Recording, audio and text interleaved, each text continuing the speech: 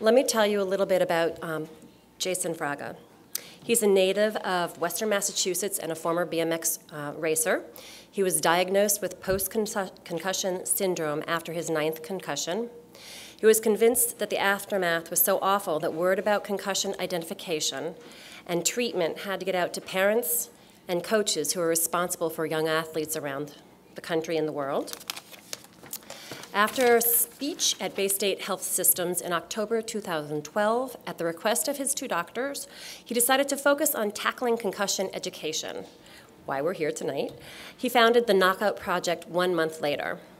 He still struggles daily with various symptoms, but is dedicated to living as normal a life as possible while raising discussion about concussion awareness.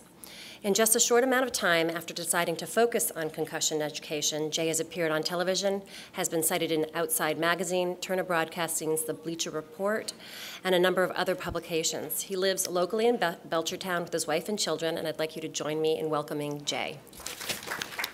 Thank you. I think the definition of irony is probably rushing to iron a shirt at lunch for this event on concussions. This shirt, get some spray starch on the floor, slip on it, and then crack my already PCS-laden head on a low-hanging light fixture. True story.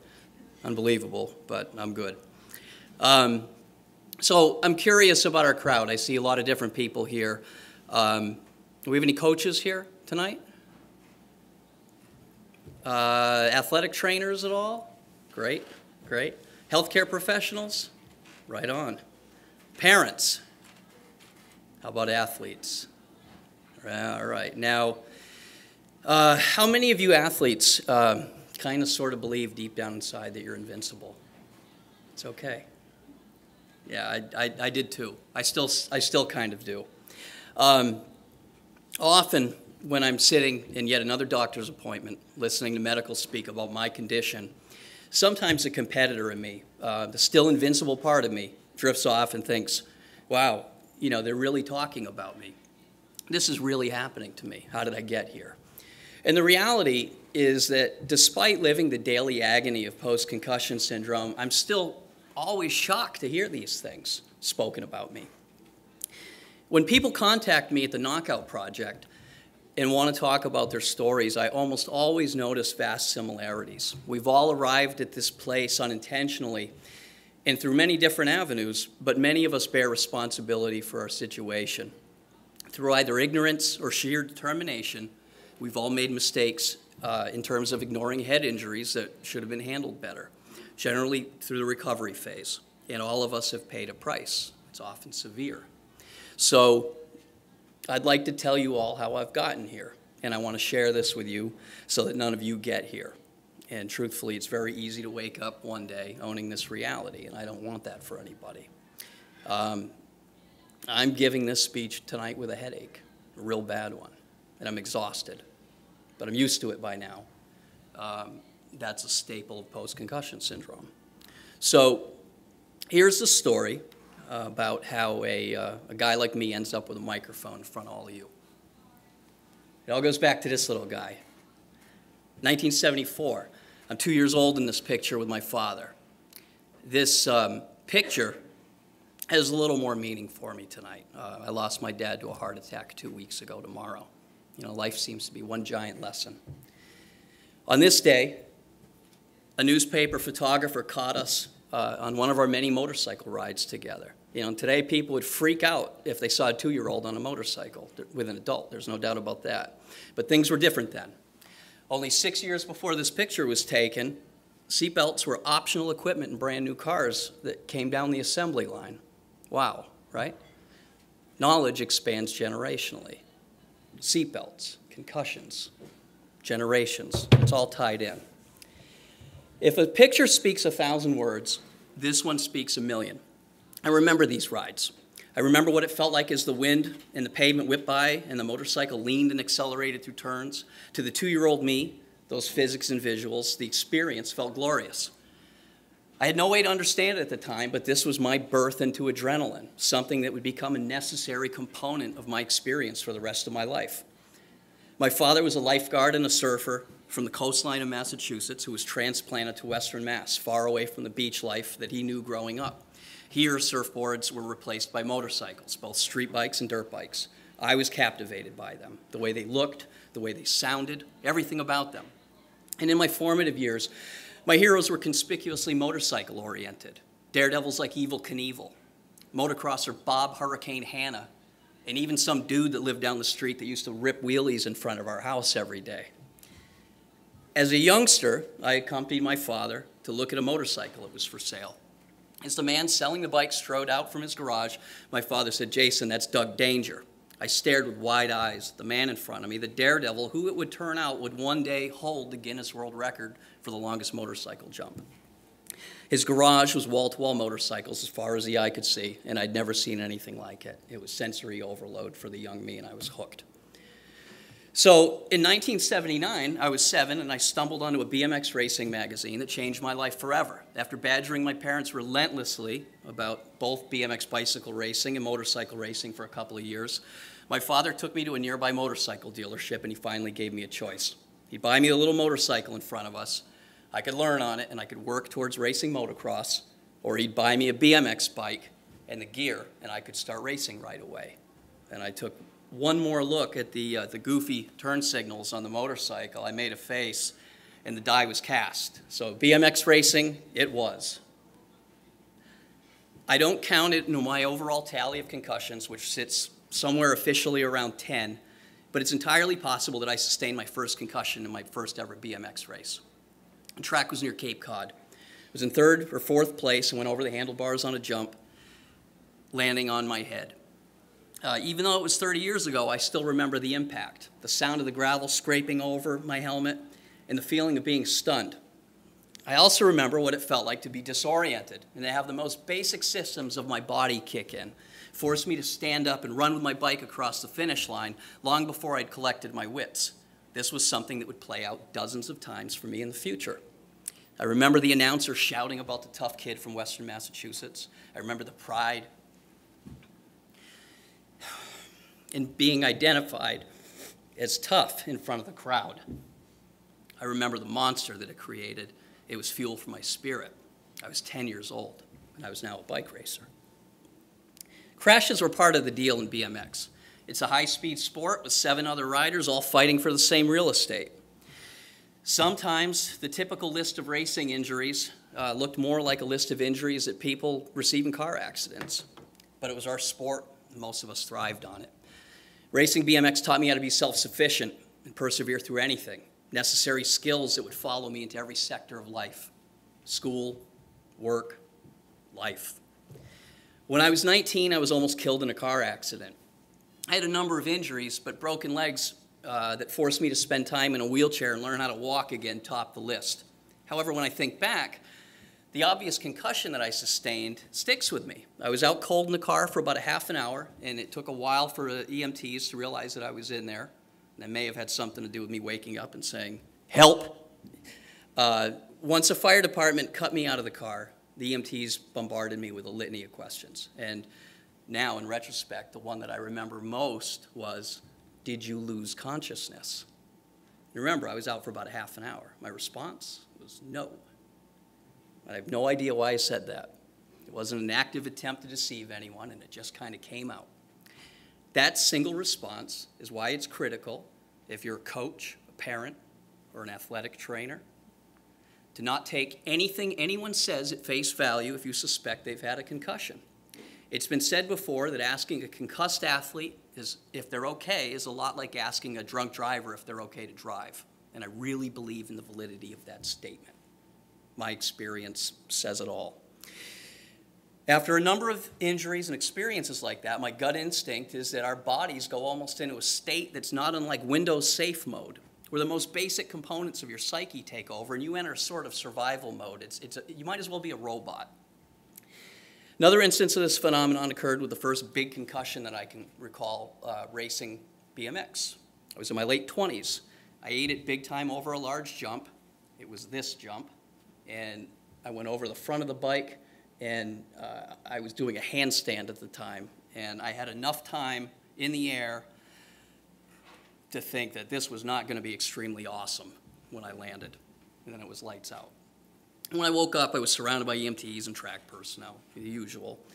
And the first thing I recall hearing was myself saying, I'm okay, to everyone around me when I was anything but. And it actually surprised me to hear myself saying that I'm okay.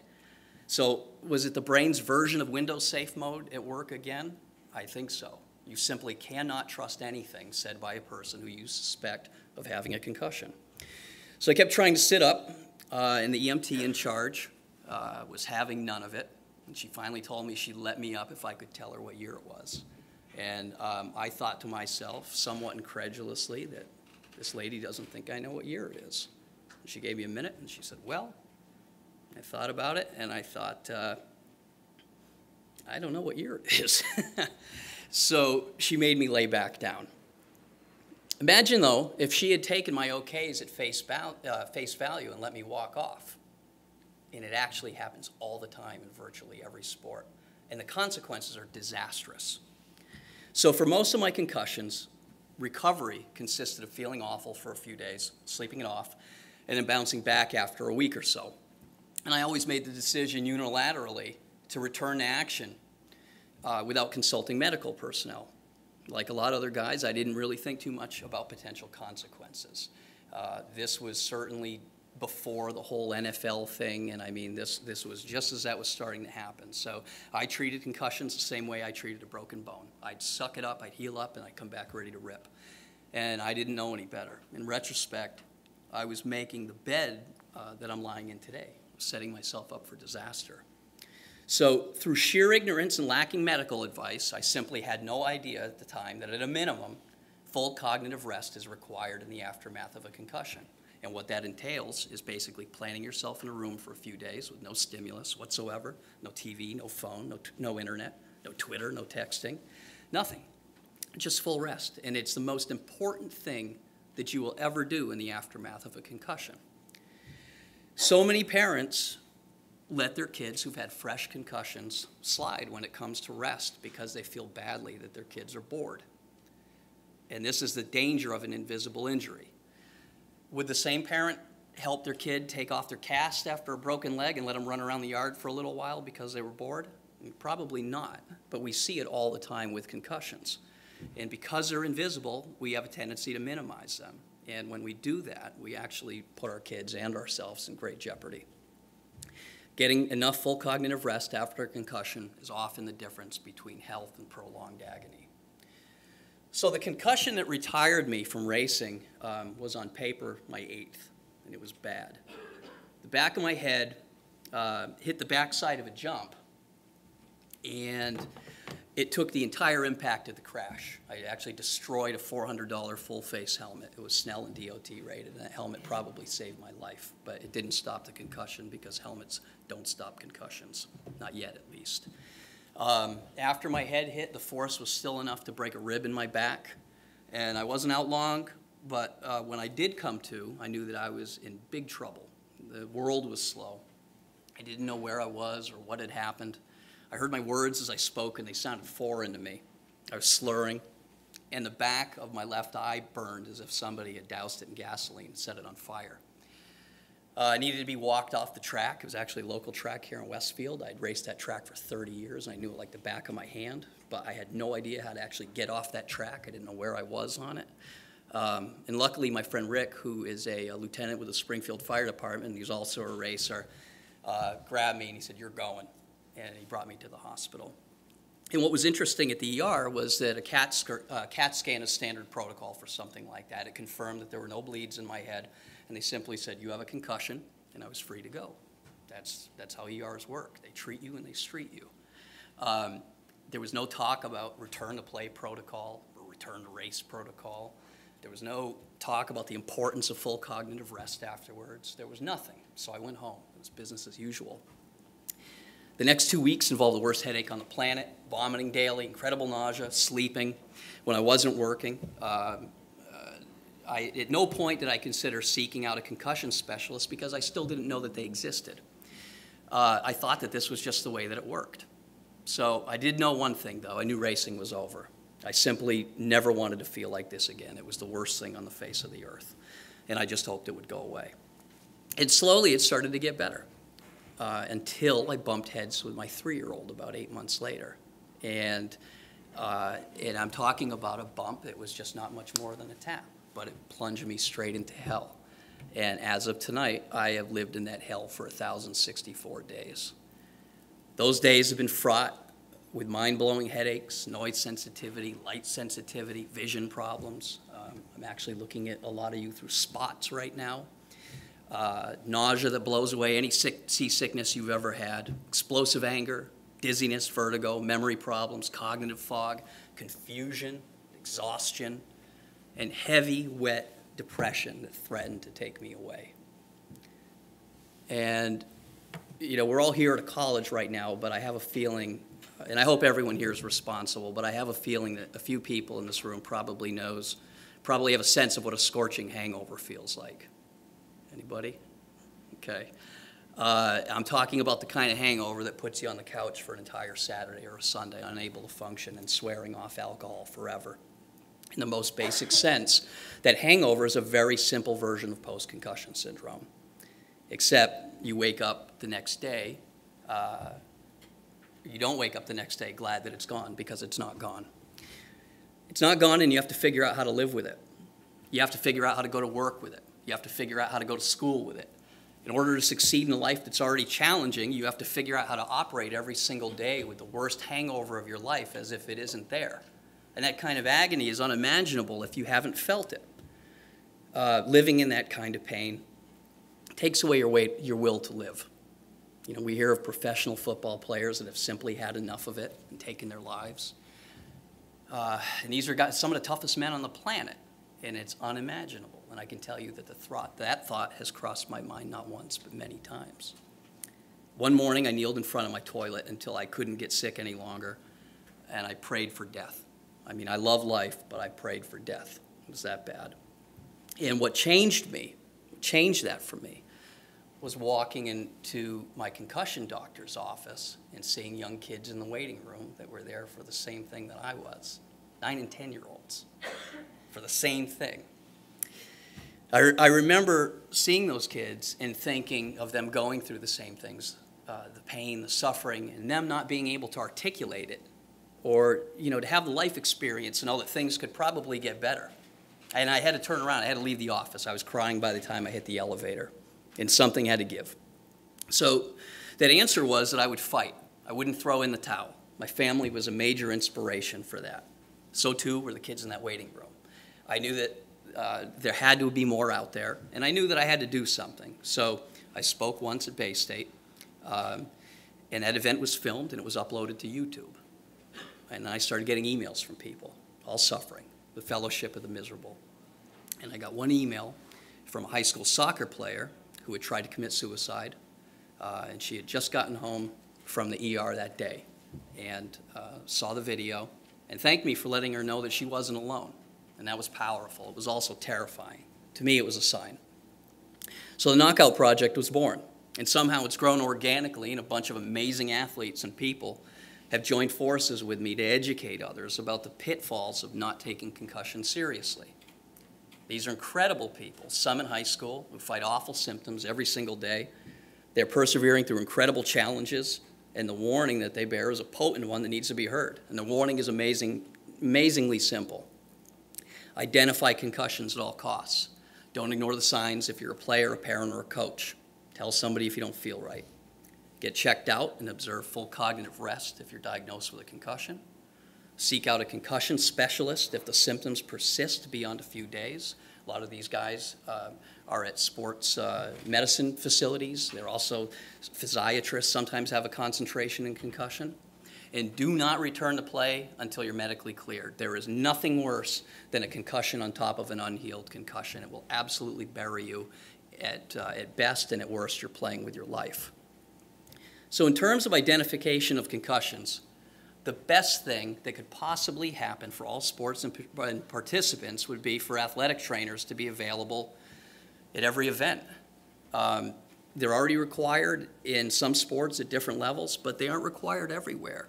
And those athletes where there aren't athletic trainers are at risk. ATs are specially trained to spot concussed athletes and take them out of play, and simply put, we need them. We need them everywhere. After that, it's up to parents to take their children's concussion seriously. Regrettably, not all do. Since a concussion is an invisible injury, there's a propensity for people to minimize their seriousness. And knowing what I know now, I'd rather break a leg than ever take another hit to my head. Bones heal. Brains are supercomputers that you can't just run down to the nearest Best Buy and order a new one. If yours is compromised, you're compromised. Concussions aren't just a problem in the NFL. They're a problem everywhere, from the most basic youth levels on up in virtually every sport that exists. And I don't believe the answer is to keep our kids home and shy away from sports. The answer is to be smart about it, acknowledge an injury, and allow it plenty of time to heal. It's the best way to protect the most important organ in your body and to prolong our longevity in the sports that we love. Playing through injuries actually puts us at greater risk and shortens our potential careers in sports, period. I'm here speaking because there's nothing more painful than the regret of knowing that your suffering is a result of your own ignorance. I stand in front of you as a man who's been humbled by concussions. I was wrong, but now I'm trying to make that right. And at the Knockout Project, this is what we're trying to change. So experience is the greatest teacher. Don't learn the hard way, because enough of us have. Thank you.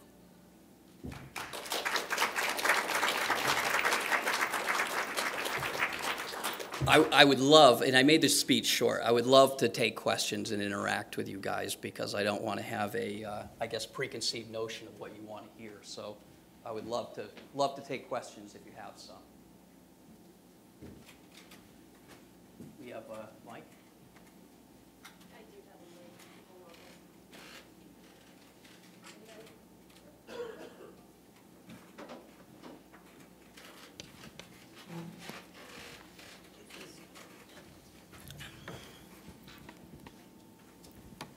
I just had a question. You were involved with, bike racing. Yeah. Did you have, or in your experience, are there certain sports that you feel are higher risk? Well, I mean, youth football, there are a lot of, Dr. Robert Kent, who's a leading neurologist at BU with their CTE lab, and they're the doctors that are responsible for examining most NFL brains post-mortem for players that have died. He is a huge proponent of not allowing kids to play football until they're in high school, 9th grade. And a lot of that has to do with the development of their bodies. But we are generally really a sports-friendly organization. And so I'm not necessarily out targeting specific sports. Certainly boxing and things like that, MMA, you have a propensity to get hit, and the object is to knock people out. If you're knocked out, that's a concussion. And so, there's a little bit of a line there, and parents have to decide. So I'm more of an advocate for recognizing the signs of a concussion, because you can get it in any sport. I mean, I hate to say it, but we hear from people who slip and fall in their driveway on ice and who suffer, catastrophic symptoms just as often as we do from girls soccer players, from lacrosse players, from football players. So football isn't necessarily an evil sport. It's really about identifying the injury and managing the injury so that the athlete can be cleared essentially to play and to go on.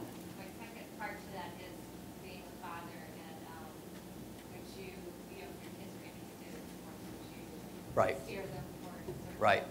Well, my son is 6, and he already said he wants to play football, which produced a big groan from me. I mean, 30 years ago, I would have been like, yes, no problem.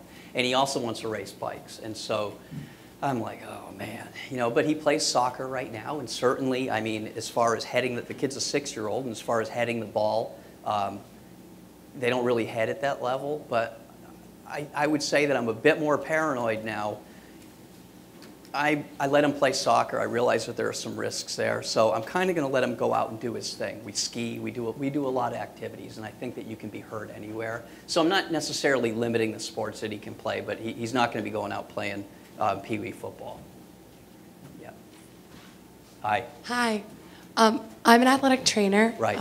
So I think it's awesome that you actually identified us, because it's very hard to tell people how important athletic Right. trainers are. But my question is, what do you feel about impact testing? Do you really think that it's an important area to incorporate within high schools and within basically any setting? I do. Well, impact testing, I think that kids have certainly figured out how to sandbag impact tests a little bit. They go in and they act a little dumber than they think they might be. And so we've got to figure out a way to deal with that. But impact tests are important. I never had the chance to have an impact test. When I was a young kid, I had an IQ test. And then after a number of concussions, when it was obvious that I was severely cognitively affected, I had a neuropsych eval, which is basically based on the Wechsler 4 adult intelligence. And as near as I could tell, I lost probably about 10 IQ points off of that.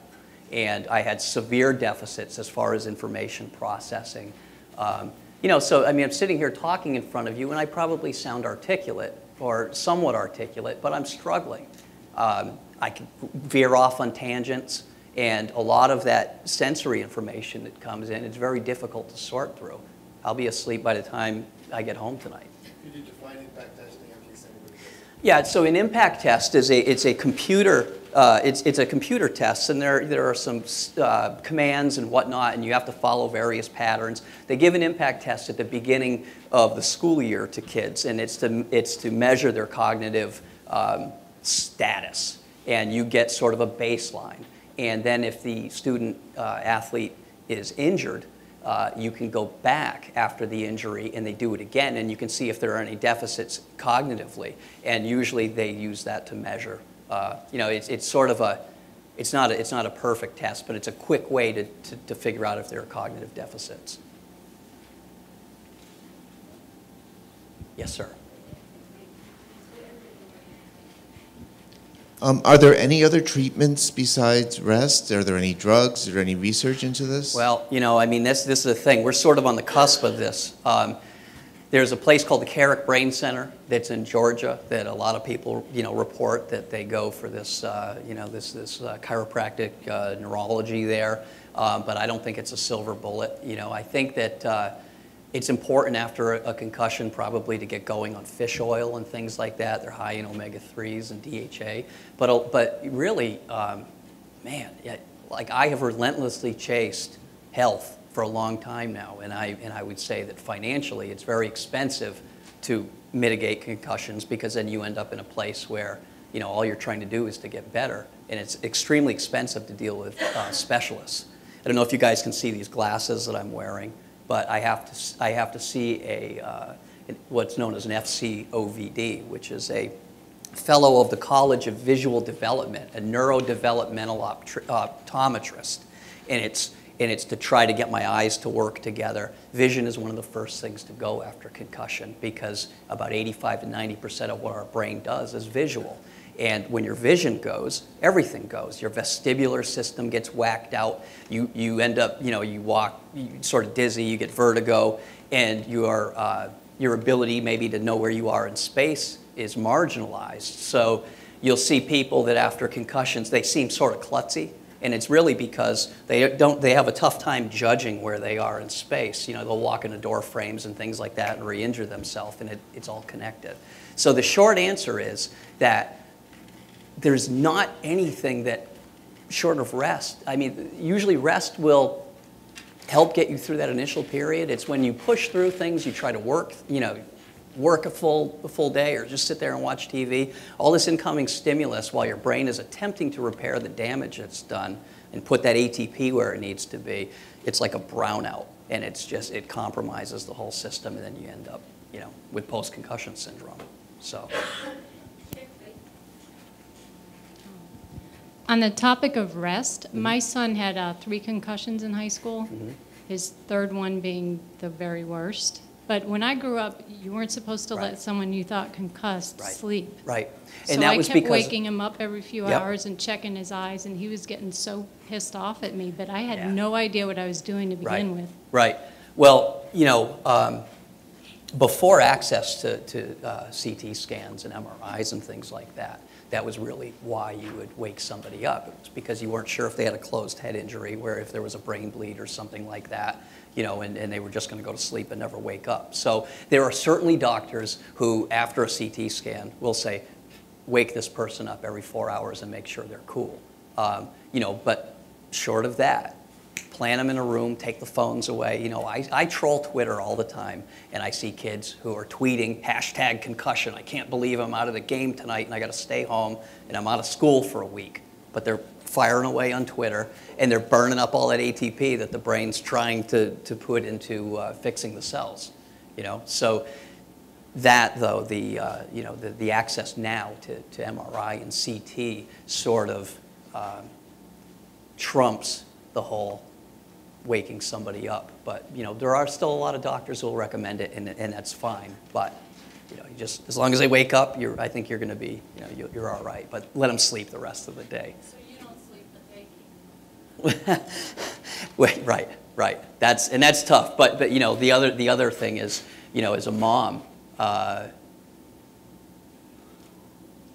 wish that I had a few moms on the panel right now for kids that have post-concussion syndrome, because, you know, 48 to 72 hours of you know, bird dogging the kid is not a big deal compared to getting out of work for appointments for 3 years and the co-pays involved in that, and having to leave the office, you know, and a boss that doesn't understand. I mean, there's a whole cascade of negative consequences when it comes to, and then, you know, having to find good doctors. There's a shortage of doctors who know what they're talking about when it comes to concussion. So, you know, it's a trade-off. Question. You talked about MRIs. What's the difference about CAT scans and MRIs? What do they find? Well, you know, I mean, they're looking for an anomaly inside the brain. So they're looking for an injury beyond concussion. I mean, concussion really doesn't show up on basic MRI or CT. It'll show a brain bleed or something like that, or it would show a hematoma, something. There are things now, they're known as fMRI, which are very technical, but concussion exists at the microcellular level. At least that's the thought. So they do that to rule out anything else, and then you're on your own with the concussion. Yes, sir. I was wondering if your wife might be here. Actually, she's one of my colleagues from Bay State and from here at Bay Path. It brings up my question. I actually have two questions. The first one is, could you maybe explain some of the, for lack of a better term, the responsibilities or the roles that the family members play in recovery and also like maintenance? Yeah. As you're going forward. Yeah, well, you know, she's probably pretty well equipped to speak to this. She wrote a post on the Knockout Project about living with somebody with post-concussion syndrome. I read it. You read it, okay. Well, you may have also noticed that a couple of NFL players that didn't sign their last names commented on that. And so what we found out a couple of months after she wrote that post, which was a devastating post for me to read, because it talked about what it was like to live with me.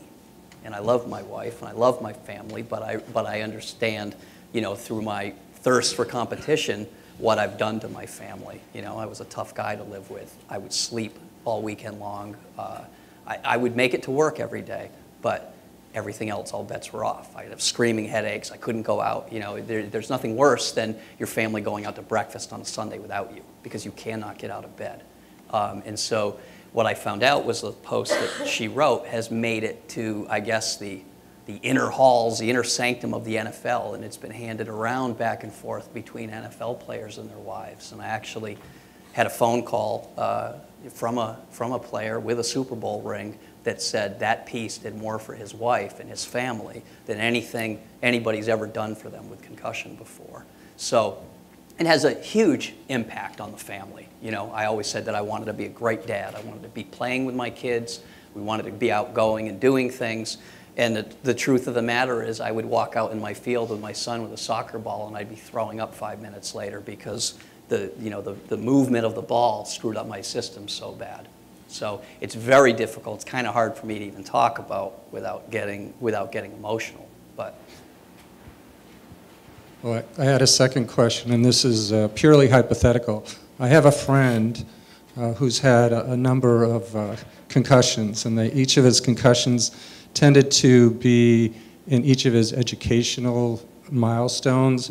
He had one in grammar school, one in high school, one in college, one in graduate school, Right. and then in the big school of marriage. Mhm. So what are they finding long-term with people that have had multiple concussions? Maybe not, you spoke of kids playing sports, and, this Yep. young woman was talking about her Right. son who had 3 within a certain... Right. What about when it's over the course of 20 years? Well, I mean, I still think there are a number of schools of thought, and again, this science is really in its infancy. We're sort of in this, I don't even want to say a renaissance. We're in this era where we're being bombarded with all kinds of information.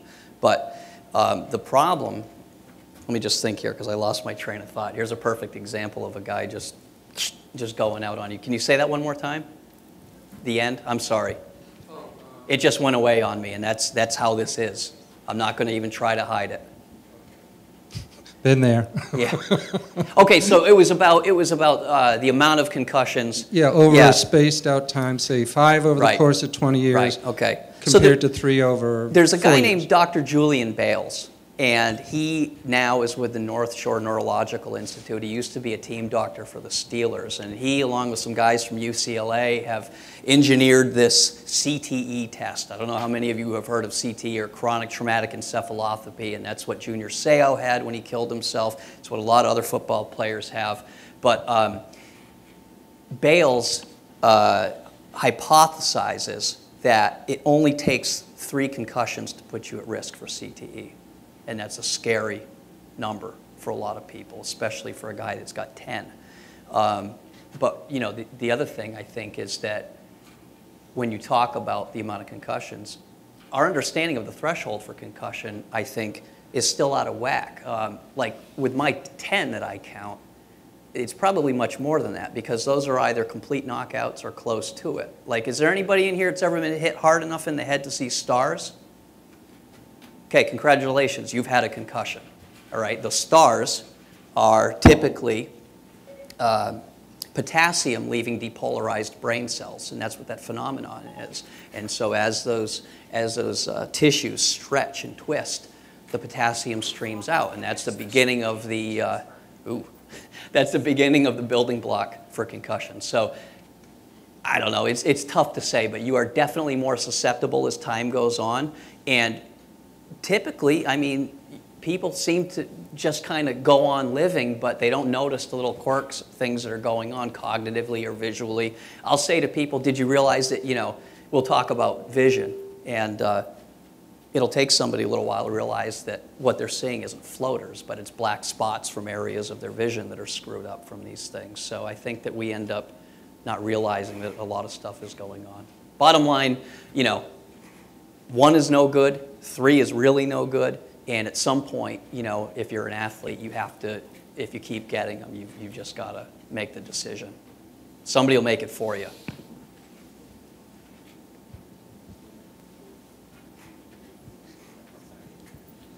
Hi, my daughter recently suffered a concussion. The doctor did the PCS on her, post-concussion syndrome. Right. Now, my thing is for schoolwork. She's in all AP courses. Yep. She got it Tuesday before vacation, Yep. luckily. As the doctor said, you couldn't time it better to have the time off from school. Right.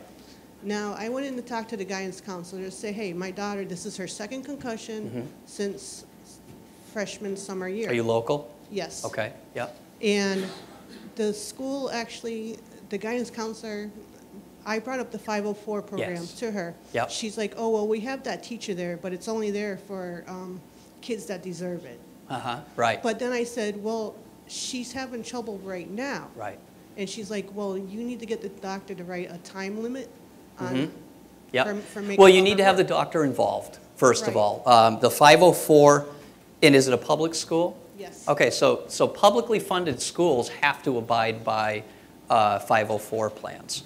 And to what level is sort of to be determined, but your doctor needs to be involved with this, and you may even put your doctor in touch with the guidance counselor, but sometimes schools have to be twisted into acknowledging the 504 plan and working with it. And there's not one single teacher with a 504 plan. They're not going to send you off to some special ed class. It's, if you're an AP student, this is going to be a list of, you know, really what the students' limitations are and what accommodations need to be made. And actually, we have a post on the project about 504 plans that was written by. Yes.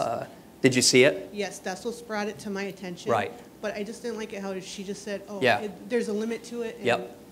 You will have to shake the cage harder. Okay. And this is something that you'll have to fight for. There's no doubt about it. But schools, unless they want to lose their funding, they have to abide by 504s. So go to the next level. Yeah. Thank you. What is the 504? Yeah. So the 504, it's a nationally recognized. I don't want to say it's a program. It's a clause with the Americans with Disabilities Act, and it covers a wide range or a wide scope of illnesses. But basically, you need a doctor to say that you've been compromised in some way or another, and that school, as you know it, you need accommodations to be able to do the same things. So. It's a document for other disabilities too. Yes. Yeah, not just that. So, but post-concussion syndrome falls within the scope of those things, and a good doctor who understands post-concussion syndrome realizes that a kid can't sit in a classroom all day with lights and noise bombarding them, you know, and learn, let alone run out of the place screaming. I mean, it's a terrible environment for somebody who's feeling the wrath of PCS.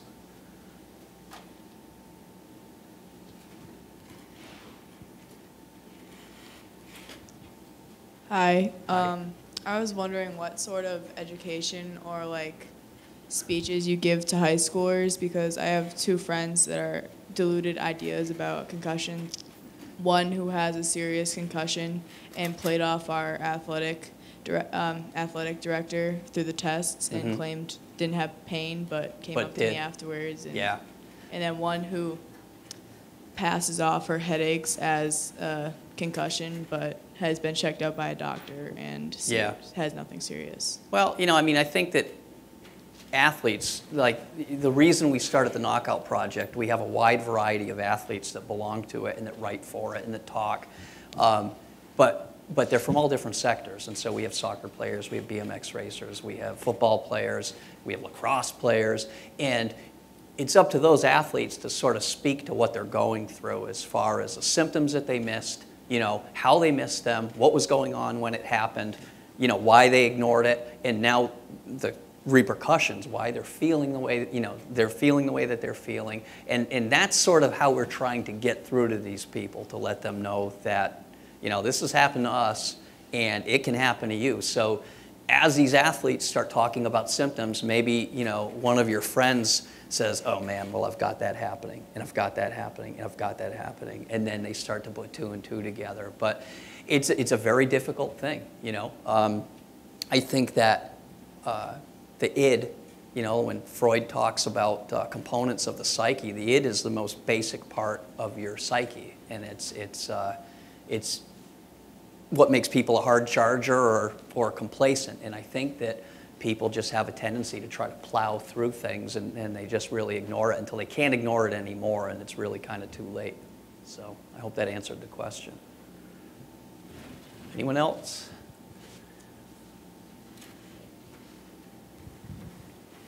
You had talked about getting rest after a concussion. Is it based on how hard you got hit or how bad the concussion is, or how much, and then how much time do you need to wait? Right. So I would say no, you know, how hard, if you were hit hard enough to get a concussion, you've got a concussion. One of the biggest things that drives me nuts is when people talk about mild concussions. I had a mild concussion. Well, you've had a brain injury, and there's nothing mild about a brain injury. And so what we see is people sort of like, oh, well, it wasn't that big of a deal, so I'm just going to lay down on this couch and rest for a while. Well, 3 days later, they're fried, and now they're going to the ER with doctors that maybe aren't real suitable to deal with that whole thing. So a general rule of thumb is to bury yourself in a room, lights off, no stimulus, for 48 hours. If you wake up and you still have symptoms, well, then, you know, I would recommend searching out a real concussion doctor, specialist, that could deal with it. That's the best bet. Yep. I wanted to ask if we could Google, are you on the internet? I am unfortunately everywhere on the internet. Yeah, you could Google me. Yeah. Well, Yeah. would I Google you by name or knockout program? Yeah, if you Google a knockout, there's my card right there, and there's the URL for. I have a ton of business cards up there. You can feel free to take them. But yeah, and if you Google Jay Fraga, you know, I'm sure BMX pictures will come up and magazine articles and videos and stuff like that. Just don't Google Jason Fraga, some guy from Texas who I think is like a convicted. We run into that issue every now and then. You're obviously passionate about this, Yeah. but are you concerned at all about concussion overload in Yeah. terms of, you know, Yep. there's been so much discussion of it Yeah. that people are just kind of, it's another discussion, it's Yeah. another concussion. Yeah, you know, with the NFL and all the media, it's sort of it jumped up, and we have such a short news cycle that one of the things that I was most focused on was that we've got to focus this beam on what's important, and we've got to try to harness that energy to make people understand as quickly as we can, because you know we've all got short attention spans. I guess though that with the website, you know, we have metrics where we can figure out what people are searching for when they reach us, you know, what they punch into Google to get to us. There are always people getting hurt. And so this thing stands as sort of a monument so that when somebody does get hurt, they punch it in, they get there, and they start reading, you know, so that sort of thing. But yeah, we're sort of very concerned about what information is out there, misinformation and sentiment, public sentiment, that sort of thing.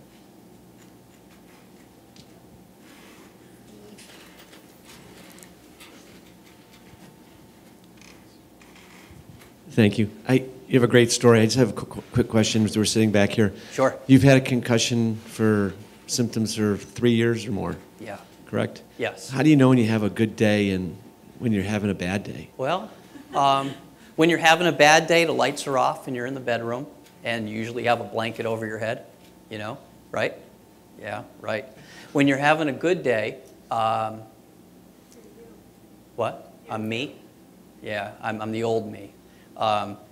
I resisted, and you know, I mean, all of this stuff as far as psyche is very difficult to talk about, but I resisted antidepressants for about 3 years because of the stigma involved in antidepressants and mental health and stuff like that. And I don't have any problem saying that I was kind of an idiot for doing that, but I thought that I could kind of grind through this and get better without them, you know, until the summertime when it was just this persistent sad fog hanging over me every day. And so that really helped me to feel like a regular guy, my regular self. And so the good days are far more frequent now, but still, you know, with lights, you get this sensory overload where I sort of always have a headache. And I guess there are various intensities of headache, but you know, the one that's real bad that you got to kind of grit your teeth to hold it out of your head, that's not a great day. But you take what you can get. And then just one more part of the question. Hypothetically, a person in your situation, would they be determined as disabled? Would you, you've been for 3 years. So, yeah, it's a good question. So if an employer, you're going for a job and, right. Yep. With the symptoms that you have. Well, luckily, I've been at the place where I've been at for 21 years, and I've demonstrated sort of an aptitude for it, and they've given me the benefit of the doubt. I would be remiss if I didn't say that if somehow I needed to go out and find another job, that somebody Googled me and they found all this stuff, that they wouldn't be concerned about it. Certainly people in the condition that I was in 6 months ago have been declared disabled before and never leave their house again, that kind of thing. But, I'm wired a little bit differently. And that's not a slam on anybody else that has a hard time with this, So. Thank you. Yep.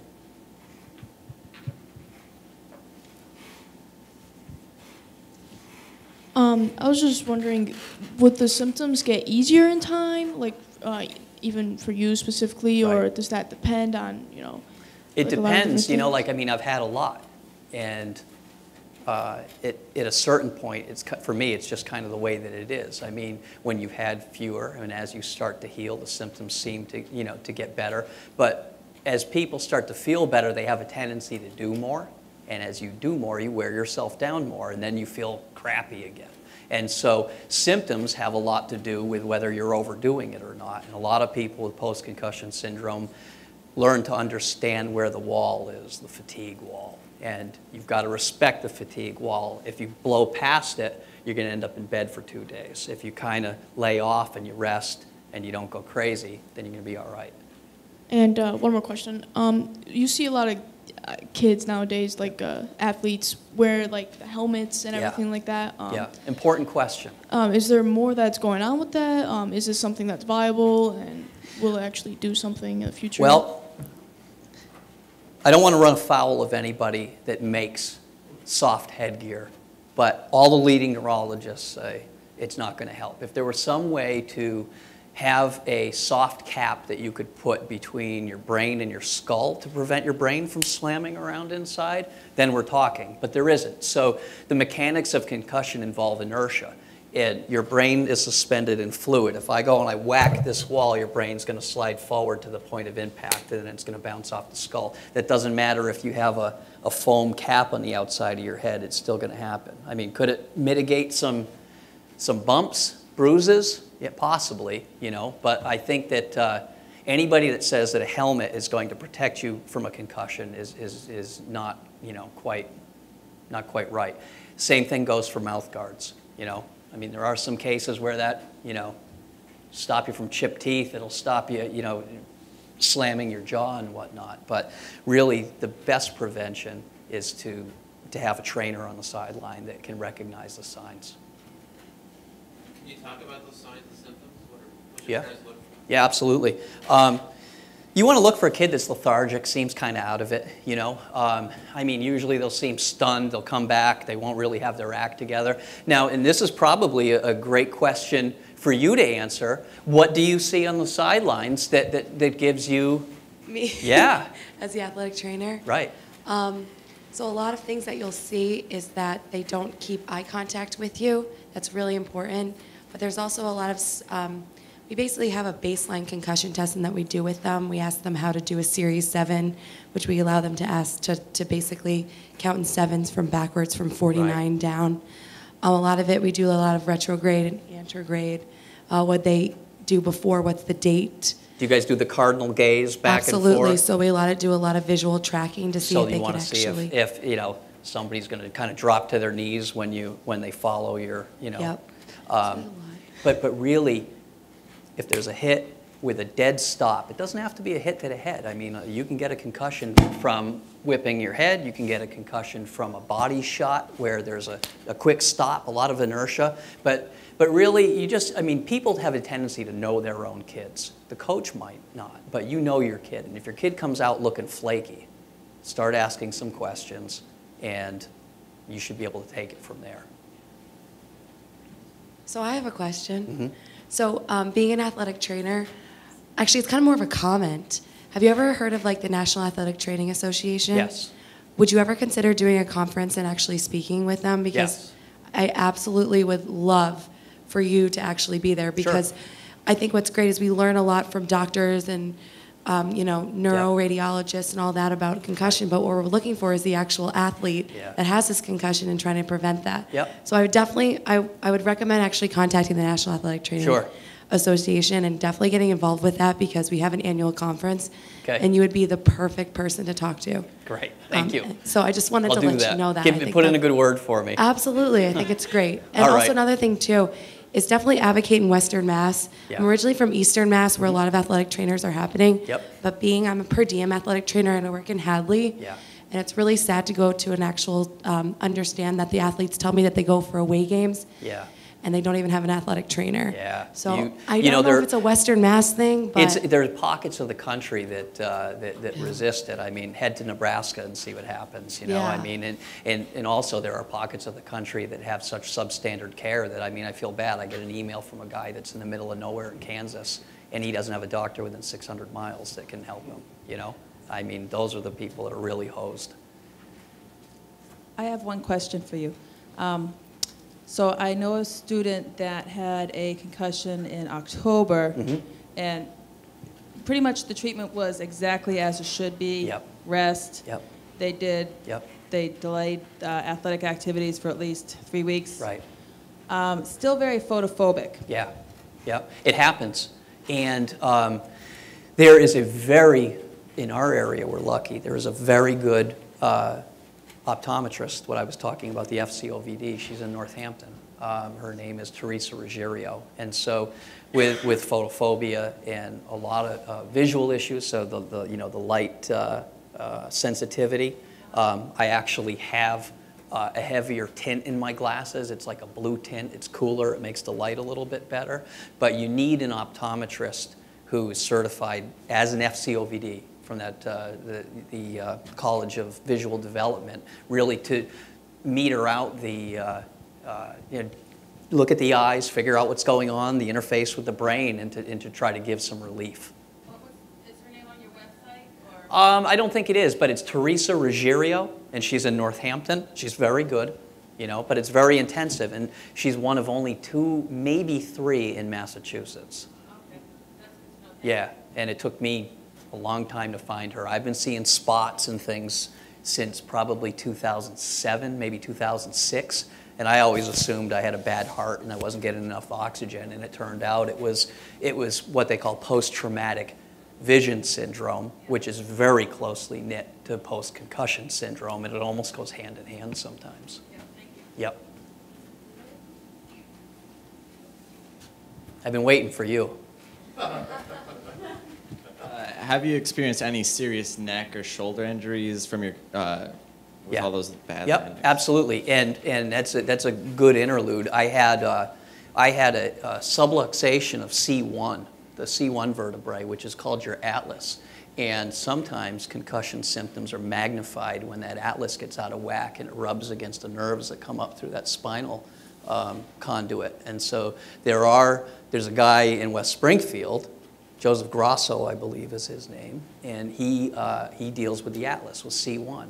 And so, yes, I have, and I had a treatment by that guy, and it was amazing. I was in vestibular therapy over at Bay State, and I had graded performance on that every time I was in there. 3 days after I had the adjustment, I made such an advancement in that they couldn't believe it, and then I had to tell them, oh, hey, by the way, I had this atlas thing done, because one of the things with concussion that's frustrating is that a lot of disciplines sort of regard each other suspiciously. There's not a whole lot of cross-cooperation, and so you'll find doctors aren't liable to recommend that you go maybe to an acupuncturist, or they're not liable to recommend that you go see this Atlas chiropractor guy.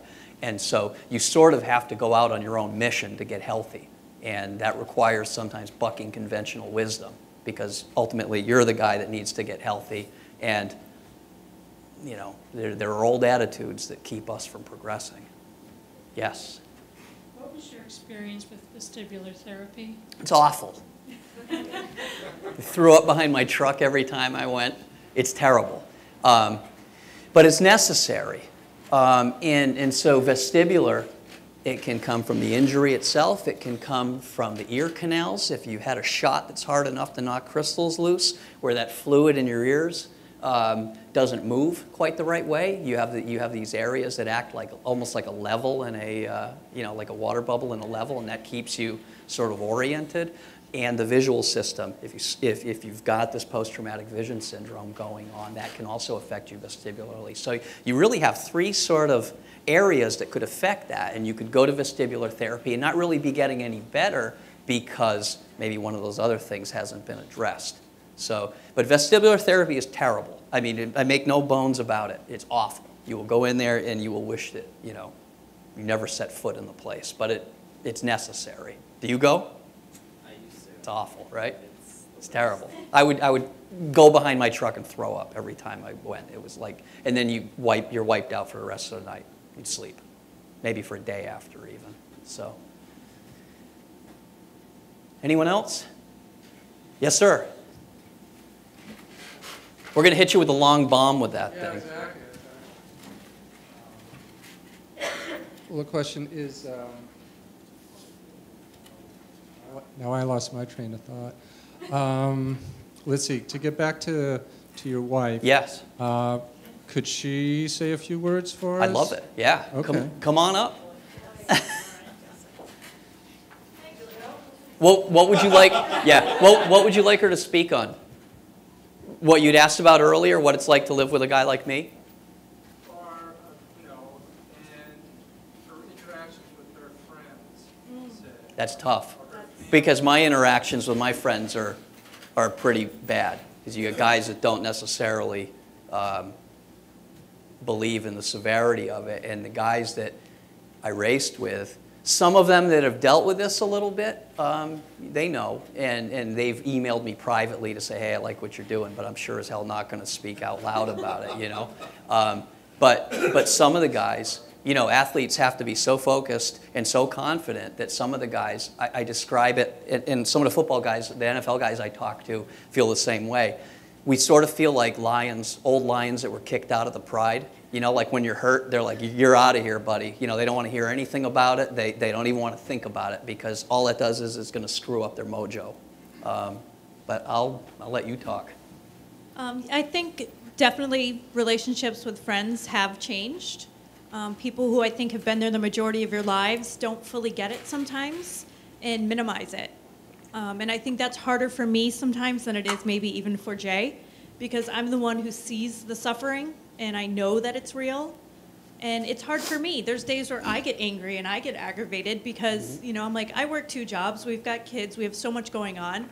She didn't sign on for this. I mean, she did, but this wasn't part of the plan, you know. It's not what we expected our lives to be. Yeah. And so when I come home, it might be 9 o'clock at night after getting, you know, our daughter from gymnastics, and suddenly now I've got to do everything else that didn't get done. Yep. And so it's hard for both of us because I have friends who don't understand that as well. You get a whole lot of, hey man, it's just a headache, you know. Yeah. Deal with it. But there Right. are the pockets, though, of the people who see the bits and pieces, or the friends who maybe they don't even understand, but they can tell that you're somehow suffering with something, and they care about that. So we have the people who ask, or they'll make a comment, and that's sometimes even harder. It's the, wow, Jay seems really good today. And sometimes it's those comments that break my heart more than anything, because that means they've recognized all the days that weren't good. Yeah. What's so- interesting with other post-concussion, like I've sort of surrounded myself with other people just through dialogue, and you've got this relationship with people who know and understand because they're going through the same thing.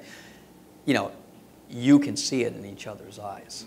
You know, I mean, one of the girls that's on my board spoke at the UN the weekend before the Super Bowl, and she was the only female. She was the only amateur to speak at the UN amongst all these professional athletes. And what's his name? Charles? Oh, God. That's me. Okay. Well, Clinton Portis recognized it in her eyes right away. You know, and he said, you know, the ex-Denver running back, and he said, hey, I can see it.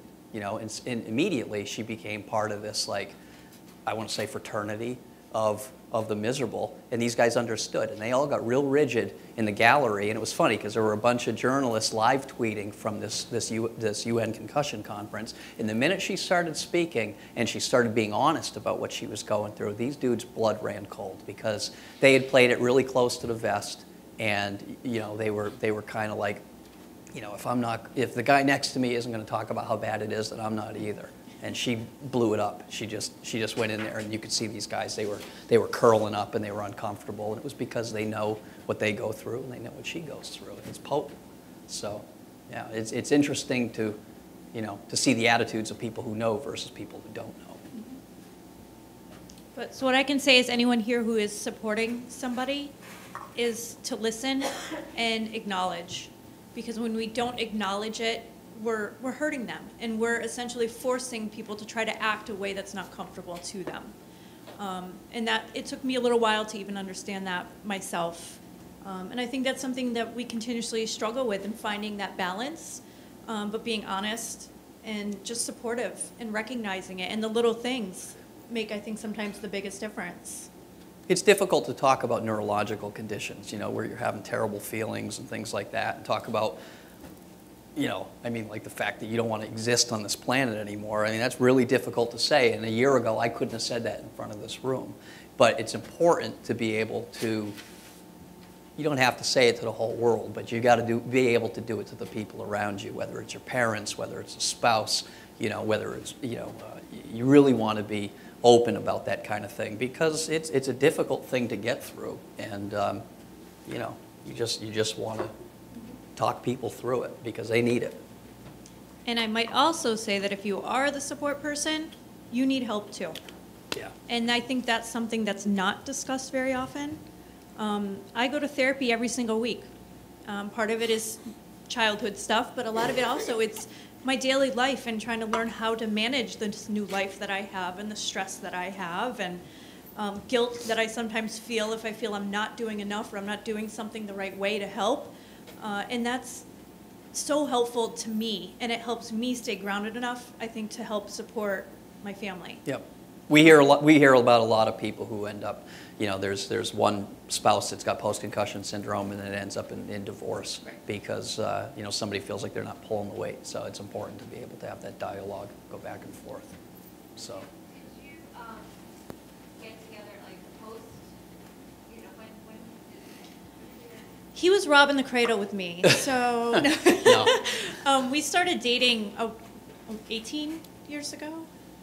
Yeah. We've been married for 13 and a half years. I alluded to getting in a car accident, breaking my legs. It took me a while before I was able to walk again, and it certainly took me a while before I was able to race or ride bikes again.